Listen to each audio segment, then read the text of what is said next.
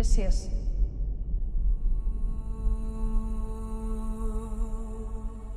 Don't you remember?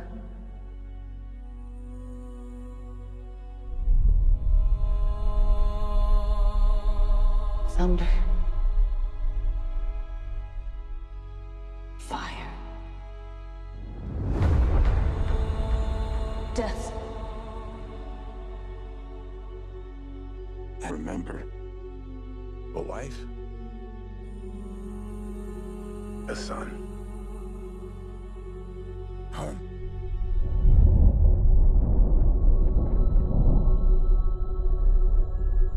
Ithaca's a kingdom waiting for a king. My dad is coming home. You're pining for a daddy you didn't even know. Like some sniveling bastard. Ithaca's king is coming back. Welcome back to the latest Weekend Warrior Show video review. As you can tell from my background, I'm reviewing Christopher Nolan's The Odyssey, which opens on Friday, July 17th. I'm recording this close to noon on Tuesday, July 14th. I saw the movie last night at the AMC Lincoln Square, which has the IMAX 70mm. That is Christopher Nolan's preferred New York IMAX theater. He has theaters that he likes in London and Chicago and LA, of course. There aren't that many IMAX 70mm left that they're showing the Odyssey on Friday, but I did get to see it in one. Christopher Nolan shot the entire movie in IMAX, and so his preferred way for people to see the movie is in IMAX, and in IMAX 70mm specifically. As you might know, this is based on Homer's hundreds of year old epic poem about Odysseus, in this case played by Matt Damon. For whatever reason, Christopher Nolan's side, this is the next movie he's going to make after winning Oscars for Oppenheimer, which I really liked. I'm actually a big Christopher Nolan fan, I have to say. I mean, a lot of people are, I know, but I mean, I loved Inception. I loved Oppenheimer. I loved Dunkirk. I loved The Dark Knight. I like most of his movies other than maybe Tenet. And so I came into this pretty excited to see what he would do with this material. I never actually read the actual Odyssey by Homer, the poem. I've read like adaptations, which have made it a little easier to read for young people, because I probably read it like in junior high or high. But I was a huge Greek mythology fan when I was younger. I loved the Greek gods. I loved the stories. The story of Odysseus I mainly know because of the journey and because of the Trojan War. There's the Trojan horse. There's the Circe, the sirens, all that stuff. I loved as a kid. I remember reading books and looking at the pictures and go like, oh my God, that's amazing. So I was really excited to see what Christopher Nolan was going to do with it. I am a fan, but if you're seeing this after seeing my Rotten Tomatoes post and my rating, which is probably going to be on the rotten side of things, for reasons I'll have to explain in the course of this review, just so you know, that is not a rotten. I didn't hate this movie. It's a mixed review. I like parts of it. I didn't like other parts. I had some real problems. To paraphrase Shakespeare's Julius Caesar, another Greek tragedy, and I'm not a Shakespeare fan at all. To quote Julius Caesar, I'm not here to overly praise Christopher Nolan, but I'm also not here to bury him either. I'm here to talk about the movie he made, which I saw, which I'm reviewing right now. Let's make that clear. Okay, so presumably you know something about the Odyssey, you know something about the general story. In the movie, it covers a lot of ground. It covers pretty much the entire story from beginning to end. And the end is something I was probably not as familiar with. Oddly, there was a movie called The Return a few years back, which covered only the end, which is about Odysseus' return when he's very old and his wife Penelope is being, suitors have shown up to try to win her over to marry her. And he returns and he sees this going on. And again, I'm not going to spoil things, but it's hundreds of years old. I mean, if you haven't read it at this point, okay, great. You're going to learn about it through this movie. I don't know if that's a good idea or not. We'll see. So Matt Damon plays Odysseus. He's a Greek warrior from Ithaca. This is ancient Greece, many, many, many hundreds of years ago. And he has gone off to war. He's gone off to war with Troy, and we'll get into that in a little bit. But the movie actually starts later. He's already gone off to war. He's been gone for many, many years. We don't know how many years he's been gone. But his wife, Penelope, played by Anne Hathaway, has basically been waiting for him this whole time. She is in this little room weaving for whatever reason. I don't know. These are the things in this movie that they kind of assumes why that's happening. I haven't read any version of the story in decades. I haven't read it since I was in middle school or high school at best. But she's basically been waiting for him, and all these suitors show up. One of the suitors is played by Robert Pattinson. He plays Antinous, and he's, pardon my French, he's kind of an asshole. He's actually been left behind. He actually didn't go off to war with Odysseus because he was left behind to take care of Odysseus' son, Telemachus, played by Tom Holland. Those are, I would say, the primary four characters in this movie. There's a lot of other characters in different sections of the movie, but those are the main things. Mainly Odysseus, off to war, Penelope at home waiting, his son Telemachus. He's waiting for a little bit, but then he goes off to looking for his father as well a little later. Anyway, and then Antinous, who basically is just completely corrupt, basically wants to marry Penelope, get the power, probably kill her, exile Telemachus. I mean, there's a lot of like, it's good, there's good and bad. This is a Greek epic tragedy, and it has good guys and has bad guys, and it has monsters and things like that. So anyway, but we'll start with basically the basics: is that Odysseus has gone off to war. His wife is waiting for him, and then we see parts of that what happened in that war. And the thing is, again, if you know anything about Troy, you'll probably know about the Trojan horse. You'll know about how Odysseus' men snuck into Troy by going inside a horse and leaving outside as a gift for Troy. And they bring it inside and they sneak out and they kill people and then blah blah blah. War, Trojan War. That's in this movie. Obviously, you know that already because you've probably seen that Trojan horse they've erected everywhere for it. There are other parts. A lot of the movie involves what happens to Odysseus and the men after the war when they're trying to return home to Ithaca. And that leads to all sorts of issues because they run afoul of the gods, they run afoul of lots of creatures. There are other characters who pop in and out. I mean, one of the things I'll say about this is that, and the Odyssey, it does have a bit of a nonlinear thing. It starts with the end with, Odysseus being away. I mean, Christopher Nolan was pretty faithful to that as far as keeping that part of it. But he basically just went into the same kind of nonlinear storytelling that he's done so often that just makes things so confusing. He did it with Dunkirk. He did it with Interstellar. And he did it with Oppenheimer. And it actually worked well into Oppenheimer because it was a really interesting way to tell the story. With Odyssey, it goes a little too far. There are too many flashbacks. There's too many, telling stories. Someone's telling a story about Odysseus and he's gone off, blah, blah, blah. Odysseus is telling a story he's on an island stranded with Calypso, played by Charlize Theron, who's really good in this. And she's really kind of like been played down as far as her role in the movie. But she plays Calypso. She's a pretty major role. But yeah, they're telling stories. And then Odysseus is telling stories to other people about other things going on.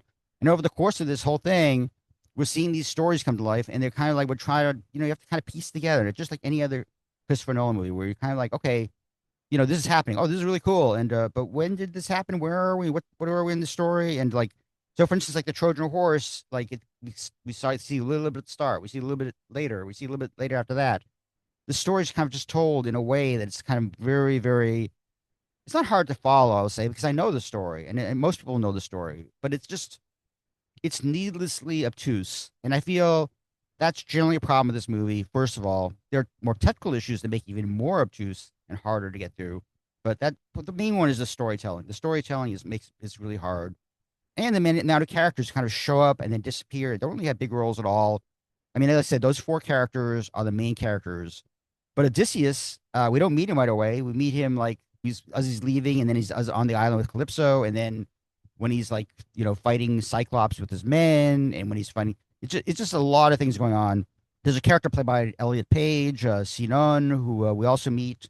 They're guarding the Trojan horse. They play a kind of supporting character in this whole thing. As does John Bernthal's Menelaus, who is Odysseus' brother. There's been a lot of talk about Lupita Nyong'o being cast as Helen of Troy, the most beautiful woman in the world. Helen of Troy is why this Trojan War started to begin with. They don't really get into that at all. In fact, Lupita Nyong'o, her character appears maybe 3 or 4 times. She's a very, very small role. She first appears, I think she's married to Menelaus, and then her twin sister, Clytemnestra, is married to Agamemnon, the king, who is actually played by Benny Safdie, but you would not know that because he wears a giant helmet the entire movie. You don't really know who it is. I mean, I knew Benny Safdie was in the movie. I did not know who he was playing, and so yeah, I see Agamemnon, and it's like, oh, that's really cool. He looks really big and imposing, and I have no idea who that character is. And as far as I remember, he has no lines either. He just shows up, looks imposing. He is the king. He's leading this war, and he's just one of the many characters. I mean, John Leguizamo plays a pretty big role as a sheep farmer named Eumaeus, who is good friends to Odysseus. He's kind of a teacher of sorts to Telemachus, I would say. He plays a huge role at the beginning and over the course of the whole thing. There are other characters who play smaller roles, like Mia Goth. She is sort of Penelope's attendant. Her name is Melanthro. I don't know. I can't pronounce these names. I'm sorry. But there's a lot of characters. There's a lot of characters who kind of appear in different sections. Oh, and of course, Athena, the goddess, the one actual goddess we see in this movie is Athena, played by Zendaya. Very small role. She kind of comes in and out. I was expecting Zendaya to be more in the movie than she actually is, considering how much press she's been doing for the Odyssey. Honestly, I could have seen Zendaya as Helen of Troy because she is absolutely gorgeous. I could see her being a someone who launches 1,000 ships for sure. But anyway, Lupita Nyong'o, we don't have to get into that. We don't have to get into her race. It doesn't matter. She shows up a couple times as Helen, a couple of times as Clytemnestra. Helen has this horrible scar on her face. We have no idea who did that. There's a lot of things that really just kind of expect you to know what's going on. I can't remember if I mentioned the Return, this movie that came out a few years ago, but The Return covered basically the ending of this movie. It basically covered Odysseus returning to Ithaca and Penelope waiting for him and all the suitors trying to get with her. I found that movie really boring. I think I walked out after an hour or so. And if nothing else, Christopher Nolan's The Odyssey includes all the big spectacle that you're expecting because there's a lot of things that Odysseus and men encounter on their way. The Cyclops, Polyphemus, played by Bill Irwin, amazing casting, is one of the things that most people will know from the Odyssey. They know that Odysseus and men encounter a Cyclops in a cave. You know, the Cyclops eats a few of the men. Odysseus, after this war in Troy, Odysseus is trying to lead his men by ship back home. And they come to all these different islands. They're basically starving for food. They're trying to find resources. And they go from one island to another, and they just keep experiencing, different things that mostly bad that start killing them. And of course, Odysseus, being the leader that he is, he's like, okay, I'm really bad. I'm really sad about my men dying. But there's a lot of other things going on. There's definitely some layers to this movie. And, a lot of them has to do with Odysseus feeling guilt about his men dying and about leading his men into this horrible journey that goes on for years and years and years. Part of the thing that keeps coming back, we keep coming back to him with Calypso, which is obviously older. He's been there for years. We find out why a little later. But his whole thing is he wants to get home. And that's like the general gist of the Odyssey, as you can tell from the title. And it's the story. Basically, Christopher Nolan told the story in the way he wanted to tell the story. Great. Thing about the Odyssey, and again, I mean, I love this. I love the story of Greek mythology when I was a kid, but the Odyssey, the movie, is kind of boring. There's a lot of things thrown at you. There's a lot of talking. There's a lot of like exposition. There's a lot of like flashbacks. There's a lot of things like that.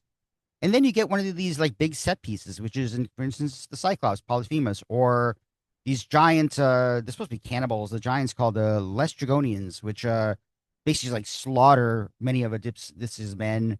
You see a little bit of that in the trailer. There's Circe, played by Samantha Morton. I mean, I love when I saw that kind of coming. When they arrived on her island, there were certain things that gave me a clue that, okay, this is going to be Circe now. And then we meet Samantha Morton and Circe, and she is Circe, and she basically does what Circe does. I won't spoil it for those who don't know the story. And there are other things they encounter, like I said, the Lestrygonians, which are just these giants, just kill most of just his men. They're the Sirens. There's Scylla and Charybdis, who are this kind of like there's a whirlpool and this giant sea monster. And it's funny because those are the things that kind of most of us will know, and you kind of expect them to be a big part. I expected the whole thing with Charybdis and Scylla to be this huge section of the movie, like maybe not huge, but maybe like 15 minutes of like, oh my God, here's this giant whirlpool, here's this sea creature. But it's over in like 5 minutes. It's over in like these things that happen. I really almost feel like the best review for the Odyssey is that happened, because literally something happens, and then Odysseus is like, that happened, because that's the whole movie. The whole movie is just like it starts in Ithaca, with Penelope and her son and her suitors. And then we start following Odysseus and his men on the journey that we're expecting. And then interspersed, we're seeing Odysseus with Calypso. We're going back to Ithaca every once in a while. Telemachus goes off on his own journey to find his father, and he ends up meeting his brother. And, his brother tells him a story. It's like all these stories. And of course, there's a Trojan horse. The Trojan horse is sort of like another big part people know really well, but it's not like we see it and we see it a little more again, and then we see them and in the Trojan horse and getting out of the Trojan horse and the war. What happens? There are things to this that Christopher Nolan was trying to say. There are definitely themes. Guess what? One of the themes is war is bad. Holy shit! Who knew war is bad? Holy fuck! Thanks, Christopher Nolan. Thanks for telling me that. Thanks for wasting 3 hours of my life to tell me that war is bad. I know that. But anyway, that aside, some of the bigger problems I have with the movie are technical, which is really odd because Christopher Nolan is an amazing filmmaker and he's made these amazing movies. But first of all, I saw this in IMAX 70mm. I was sitting in a seat I normally sit in. The sound mix was just terrible. It was just so muddy. The combination of like sound effects and the score by Ludwig Göransson, who, and I gotta say, I was not into the score whatsoever. I was really disappointed by the score. He's an amazing composer. He's won a bunch of Oscars. He's deservedly won those Oscars, but this score was just, it wasn't great. And we get that, and the sound effects, especially a lot of water everywhere, a lot of the sea, blah, blah. And then you try to have people talking over that, and you can't understand a word they're saying.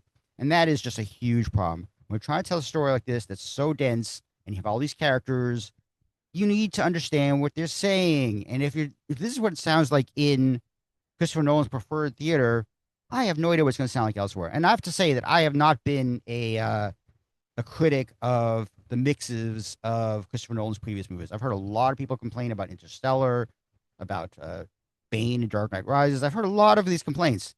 Oh, and by the way, I should mention, I've spent almost 40 years as a sound engineer. My background is as a sound engineer. So I know when you're mixing something that you need to hear the dialogue. You need to hear the voice. And if you can't hear the dialogue, you can't hear the voice, then you're not doing your job right. And it doesn't matter what theater it's in, but if you're in the preferred theater of Christopher Nolan, get someone there early, tune the room, make it so you can hear what they're saying in the first seat, in the back seat, in the side seats, everywhere. You got to be able to hear what people are saying. And the fact that I couldn't, that was very frustrating for the entire movie.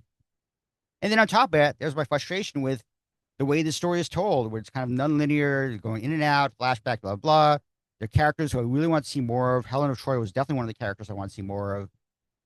These characters are just forgotten. They just kind of show up and, even Penelope and the whole suitors thing is forgotten. But I thought that's the least interesting of the whole thing. I mean, that's just literally just set up for a like a 15-20 minute climactic thing at the end. I won't spoil it again, but yeah, I won't spoil it all. But basically, something happens in the last 20 minutes that it got people really excited because you saw these suitors. They're acting like assholes the whole time.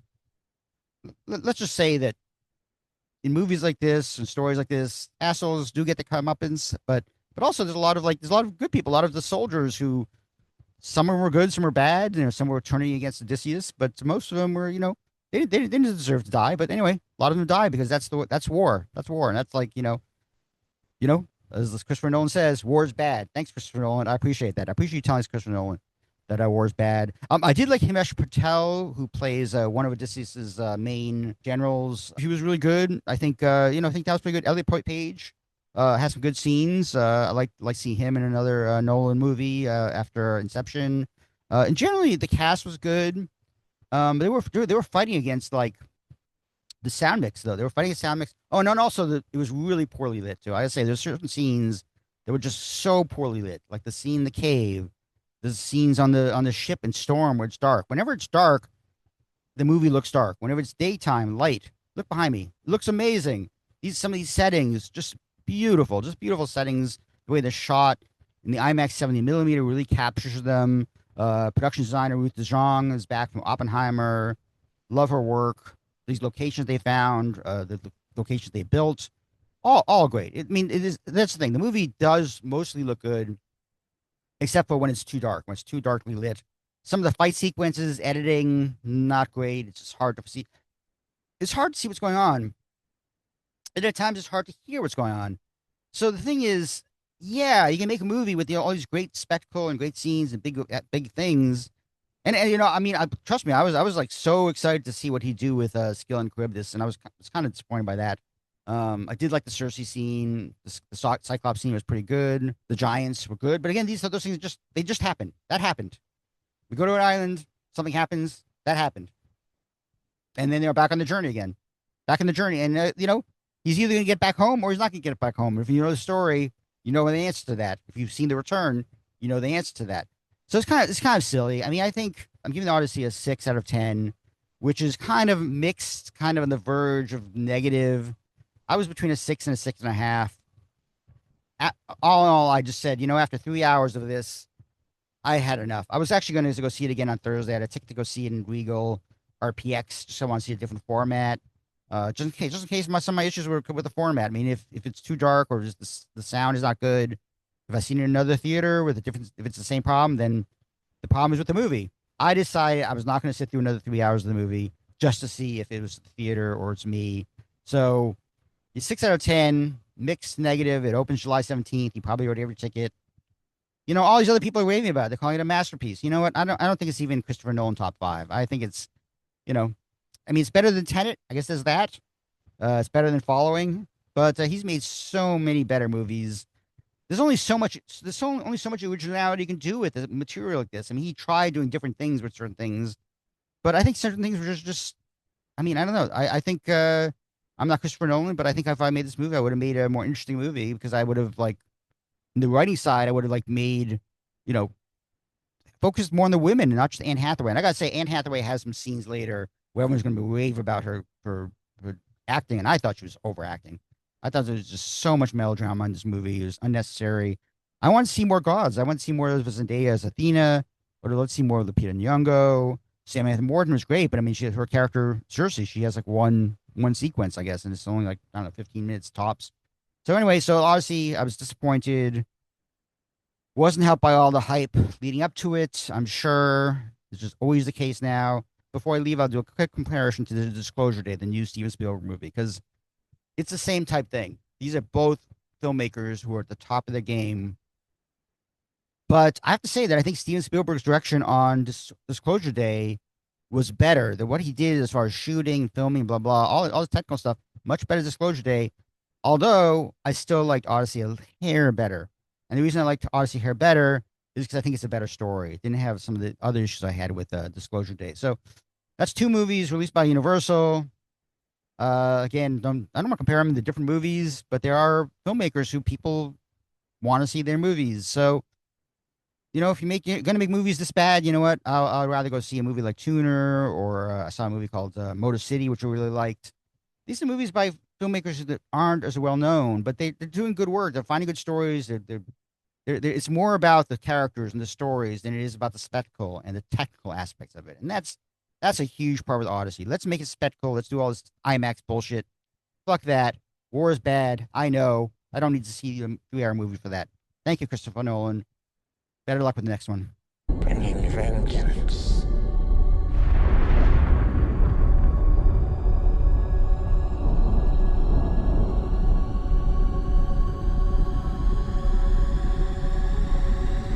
Bringing it all.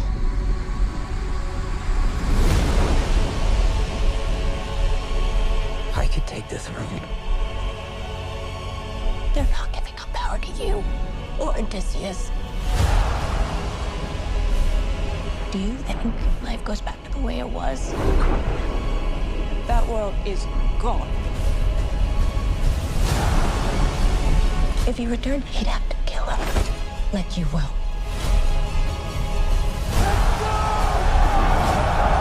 You gods don't speak in ways we understand. Who doesn't understand pain? Or blood? The gods told you. Then I defy the gods.